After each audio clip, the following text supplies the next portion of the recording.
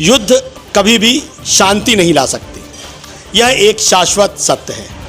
युद्ध के माध्यम से लोगों को तो जीता जा सकता है, लेकिन दिलों को नहीं।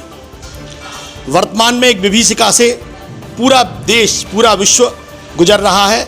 यह विभीषिका है उस युद्ध की जो अनचाहे रूप से सभी लोगों पर और मानवता पर थोप दिया गया है। दरअसल हम बात कर रहे हैं रूस और यूक्रेन के बीच जो इस समय वॉर चल रहा है, उस वॉर को लेकर पूरा देश चिंतित है, इंडिया चिंतित है, भारत देश चिंतित है। यूक्रेन में जो छात्र छात्राएं वहाँ पर पढ़ने के लिए गए थे, अपने परिवार को छोड़कर, अपने माता पिता को छोड़कर, वे वापस लाने के लिए भारत सरकार ने बहुत संकल्प किया और उस संकल्प के तहत भारत सरकार के अच्छे प्रयासों के माध्यम से वे छात्र छात्राएं धीरे धीरे अपने घरों की ओर लौट रहे हैं। ऐसे ही एक छात्र हैं बीना के शाश्वत जैन। शाश्वत को भी अभी पिछले दिनों 2 दिन पूर्व बीना में लाया गया। दिल्ली हवाई अड्डे से वे बीना में आए। निश्चित रूप से यह एक खुशी की बात है, बीना वासियों के लिए भी और मध्य प्रदेश के निवासियों के लिए भी। हम आज मौजूद हैं शाश्वत जैन के साथ और हम कुछ चर्चाएं करेंगे युद्ध की विभीषिका को लेकर, इनके अनुभवों को लेकर, किस तरह इनका सफ़र रहा, कैसे उस युद्ध से निकलकर, उस संघर्ष की घड़ियों से निकलकर वे हमारे बीच आ जाए हैं। स्वागत है शाश्वत जी आपका हमारे स्टूडियो में। शाश्वत भाई, ये बताइए आप कि यूक्रेन में वर्तमान में आप लगातार उस पर नज़र रखे हुए होंगे, तो क्या हालात इस समय चल रहे हैं? वहाँ पे अभी इस समय काफ़ी ज़्यादा हालत बिगड़ते जा रहे हैं कि हर जगह वहाँ पे बमबारी होने के अनुमान लगाने लगे हैं। हर जगह बमबारी होने भी लगी है।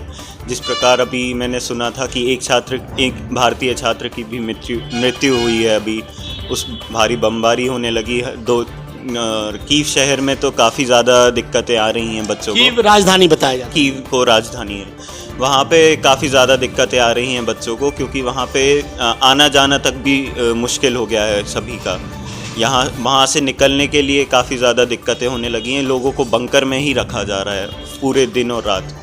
अच्छा, आप ये बताइए शाश्वत जी, आपने बताया बंकर में रखा जा रहा है, तो बंकर की क्या स्थिति है? बंकर में कितने लोग बन सकते हैं? क्या वहाँ पर बहुत ज़्यादा भीड़ हो रही है बंकर में, या वहाँ पे भी आप लोग अपने आप को सुरक्षित मानते, असुरक्षित मानते हैं? बंकर की स्थिति तो कुछ इस प्रकार है कि लगभग सारे भरे हुए हैं, और कुछ अब तो ऐसा भी होने लगा है कि कीव के कुछ घरों के बेसमेंट में जो लोगों को रहना पड़ रहा है, और वहाँ पे मतलब सुरक्षित रहने के लिए लोग अपने घर के बेसमेंट में जाने लगे हैं, वैसा हो गया है। शाश्वत भाई, पूछना चाहेंगे आपसे कि वहाँ जब युद्ध के हालात बने, तो युद्ध के, आप लोग पढ़े लिखे हैं और जानते हैं कि युद्ध के हालात बन रहे हैं, तो युद्ध के हालात बनते एकदम मतलब वो युद्ध शुरू हो गया। तो इस दौरान आप लोगों की जो चर्चाएं होती होंगी आपके दोस्तों से, आपके साथ जो सहपाठी लोग थे उनसे, तो किस प्रकार की चर्चाएं होती थी? हमारे बीच ये चर्चा होती थी कि ये युद्ध कब तक, मतलब हम तो ये सोचते थे कि युद्ध बातचीत से ही रुक जाएगा, इतनी ज़्यादा नौबत नहीं आएगी कि वहाँ पे ये बमबारी ही शुरू कर दें और एकदम से अटैक ही कर देंगे। इस चीज़ का हमने अनुमान नहीं लगाया था। अच्छा, तो जब अटैक हुआ तो आप लोगों के मन में जो एक स्वाभाविक है, आपकी बहुत ज़्यादा उम्र नहीं है, एक डर का माहौल बना होगा, तो उस डर के माहौल के बीच आप लोगों से किसने शुरुआत की इस बात के लिए कि आपको भारत लाया जाए? हमको हमारी भारत सरकार ने और हमारे मतलब मोदी जी के थ्रू ही हमको पता चला था कि ये यहाँ पे हम आपको यहाँ से निकालेंगे, सुरक्षित घर पहुँचाया जाएगा। ऐसे सरकार के संपर्क में आप लोग कब आए? सरकार के संपर्क में हम युद्ध शुरुआत हुआ था, उसके बाद ही सरकार की हमारे पास गाइडलाइंस आने लगी थी एम्बेसी के थ्रू कि आपको मतलब ज़्यादा दिक्कत नहीं होगी। ये जो गाइडलाइंस है मोबाइल पे आती थी या व्यक्तिगत रूप से कोई संदेश आते थे? सरकार वहाँ के जो आपके कॉलेज के प्रिंसिपल या जो अन्य लोग हैं उनके माध्यम से कैसे? एम्बेसी ने हमारे लिए हमारे हॉस्टल के जो ओनर थे उनसे संपर्क किया था और उनके ही थ्रू हमको ये जानकारी मिलती थी। अच्छा, जिस कॉलेज में या जिस यूनिवर्सिटी में आप पढ़ते थे उसमें कितने भारतीय बच्चे? उसमें लगभग 2000 के करीब भारतीय स्टूडेंट पढ़ते थे एक यूनिवर्सिटी में। तो 2000 में से अभी आपको क्या लगता है कितने लोगों को वहाँ से भारत देश लाया जा चुका होगा? मेरे आने के बाद भी वहाँ पे लगभग रोज़ 6 बसें निकलती थी। लगभग 250 से 300 बच्चे रोज़ निकाले जाते थे। और जहाँ तक मुझे अभी खबर मिली है कि वहाँ से लगभग छात्र निकाले जा चुके हैं। लगभग सभी छात्र शहर से सभी छात्र निकाले जा। आपका कौन सा शहर? उजरोन शहर था। उजरोन से। अच्छा, जो आपको वहाँ से लाया गया उजरोन से, तो किन किन रास्तों से लाया गया? वहाँ आपको क्या क्या परेशानियों का सामना करना? वहाँ पे मुझे उजरोन शहर जो है वो हंगरी बॉर्डर के पास पड़ता है, तो हमें रास्ते में हंगरी बॉर्डर तक काफ़ी भीड़ मिली थी कि सभी को बॉर्डर क्रॉस करना है। उस तरह से काफ़ी सारे लोग वहाँ पे बॉर्डर क्रॉसिंग के वहाँ पे थे। और वहाँ बॉर्डर क्रॉसिंग के लिए हमको इसलिए दिक्कत नहीं आई क्योंकि वहाँ पे भारत सरकार की इंडियन एम्बेसी थी वहाँ पे हंगरी की साइड से। उन्होंने हमारे लिए रास्ता मतलब काफ़ी हद तक आसान करवा दिया था। बता रहे हैं ऐसा कहा जा रहा है, बताया जा रहा है टीवी चैनलों के माध्यम से कि आप लोगों को कोई तिरंगा झंडा वगैरह कुछ ऐसा दिया गया था जिसको देखकर आपसे कोई बोलता नहीं था, कोई बात नहीं करता था, कोई मतलब आप लोगों के ऊपर कोई आक्रमण नहीं होता था, ऐसा था? नागरिकों को यूक्रेन से निकालने में हमको ये सरकार ये गाइडलाइंस मिली थी कि अगर आपके पास ये तिरंगा होगा तो आपको कोई कुछ नहीं करेगा, आपका मतलब सुरक्षित आपको जाने दिया जाएगा। तो निश्चित रूप से कहीं ना कहीं तिरंगे ने भी आपकी जान बचाई है। अच्छा शाश्वत भाई, ये जानना चाहेंगे कि अन्य देशों के भी लोग वहाँ पर पढ़ने जाते होंगे इंडिया के अलावा, तो उनकी क्या स्थिति वहाँ पर आपको दिखाई दी? मैं तो यही जानता हूँ कि हमारे भारत देश के अलावा किसी अन्य देश ने इतना प्रयास नहीं किया कि वो अपने छात्र छात्राओं को वहाँ से निकाल सके। मतलब भारतीय सरकार है, मोदी प्रधानमंत्री मोदी जी हैं, इनकी बदौलत आप लोग यहाँ आ पाए हैं। अच्छा, आपके परिवार को यहाँ तक आने में आपके परिवार को भी कोई खर्चा वगैरह करना पड़ा? जी नहीं, परिवार के लिए कोई खर्चा नहीं करना पड़ा। मतलब पूरा सरकार ने ही खर्चा उठाया। अच्छा, जहाँ तक आप आए दिल्ली हवाई अड्डे तक, तो वहाँ तक का खर्चा, उसके बाद तो फिर आपको अपना खुद का खर्चा करना पड़ा? उसके बाद सरकार ने करवा दिया था हमारा रिजर्वेशन जो था दिल्ली से बीना तक का, वो भी सरकार के द्वारा हमको हेल्प मिल गई थी एडमिशन उसके रिजर्वेशन के लिए। भारत सरकार ने आपकी बहुत मदद की। अभी आपकी जैसे आप अपने कुछ दोस्तों के संपर्क में होंगे जो लगभग अपने घर पर पहुंच चुके हैं या नहीं पहुंचे, तो उनसे क्या बात हो रही है आपकी? मेरे लगभग सभी दोस्त सुरक्षित घर पहुंच चुके हैं और उनसे तो ये सामान्य बातें ही हो रही हैं, जैसे कि अब वहाँ और दिक्कतें ना हो, जल्दी ठीक हो जाए ये सब चीज़ें। वैसे एक और जानकारी मिली थी कि यूक्रेन के जो सैनिक हैं उन्होंने भारतीय छात्र छात्राओं के साथ कुछ दुर्व्यवहार भी किया, मारपीट की है, तो उसका क्या कारण रहा होगा?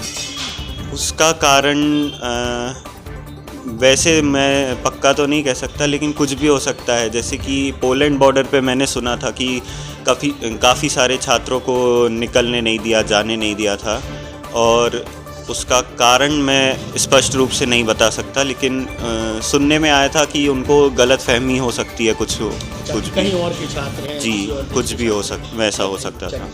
अच्छा, ऐसा एक आरोप लगा था भारतीय छात्रों पर कि जब वो एक वीडियो वायरल हुआ था जिसमें भारतीय छात्र जब आ रहे हैं बस से, तो वो मस्ती करते हुए आ रहे हैं, सरकारों की मतलब मजाक उड़ाते आ रहे हैं। तो आपने अगर वो वीडियो नहीं देखा है तो हम आपको बता रहे हैं, तो क्या ये उचित है? क्या उन्हें ऐसा करना चाहिए? नहीं, ये बहुत ही अनुचित बात है, ये ऐसा नहीं करना चाहिए, क्योंकि भारत सरकार ने हमारी इतनी सहायता की है कि इतने अच्छे से हमको सुरक्षित घर पहुंचाया है। ये बहुत ही अनुचित है, वैसे उन्हें ऐसा नहीं करना चाहिए। अच्छा, आपसे हमारा अंतिम प्रश्न है कि जब हालात सामान्य हो जाएंगे, यूक्रेन में अगर युद्ध रुक जाता है या हालात सामान्य होने लगते हैं, तो ऐसी परिस्थिति में क्या आप एक बार फिर अपनी पढ़ाई पूरी करने के लिए वहाँ जाएंगे? जी हाँ, मैं जाना चाहूँगा। अगर युद्ध का ये समय निकल जाता है और वहाँ हालात सामान्य हो जाते हैं तो मैं वापस जाना चाहूँगा। चलिए, आप किसके प्रति आभार व्यक्त करना चाहेंगे मुख्य रूप से, कि आप किस तरीके से मतलब या वहाँ से निकल पाए, या जिनके वजह से आप निकल पाए, ऐसे कोई लोग हैं क्या? जी हाँ, काफ़ी सारे लोग हैं, जैसे कि हमारे माननीय प्रधानमंत्री मोदी जी, हमारे राज्य के सीएम जी शिवराज सिंह चौहान जी, और नरोत्तम मिश्रा जी, उन्होंने भी मेरे चाचा जी ने उनसे संपर्क किया था, तो उन्होंने काफ़ी जल्दी मेरा नाम उन्होंने लिस्ट में जारी करवाया था, और अगले ही दिन से कार्रवाई मतलब। आपके चाचा जी कौन है? श्री मुकेश कुमार जी जैन। अच्छा, मुकेश जैन सैदपुर वाले, वो आपके चाचा जी हैं। बीना के भारतीय जनता पार्टी के नेता हैं। जी हाँ। ये तो बहुत खुशी की बात है शाश्वत भाई कि आप सुरक्षित यहाँ पर आए हैं। निश्चित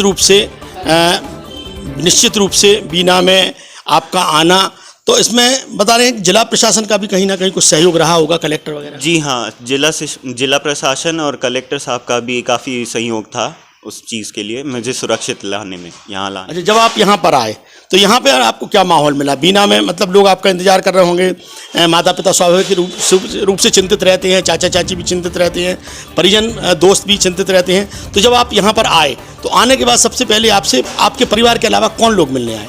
मुझे काफ़ी सारे लोगों ने मिलके ये बधाइयाँ दी कि आप सुरक्षित आए इस तरह से ऐसे, और आसपास तो छोड़िए, यहाँ पे मेरे आस पड़ोस के सभी लोग सब मिलने आए थे, सबने ऐसे अच्छे से बधाइयाँ दी थी मुझे। अच्छा, एक बात और पूछना चाहेंगे, जब युद्ध हो रहा था तमाम प्रकार की आवाज़ें आती होंगी, मशीन गनों की, हवाई जहाज़ों की, तो और उस समय आपको ये पता नहीं था कि अब हमें भारत भी माने ले जाया जाएगा, भारत देश प्रयास करेगा ले जाने के लिए, तो उस समय आपके मन में क्या ख्याल आते थे?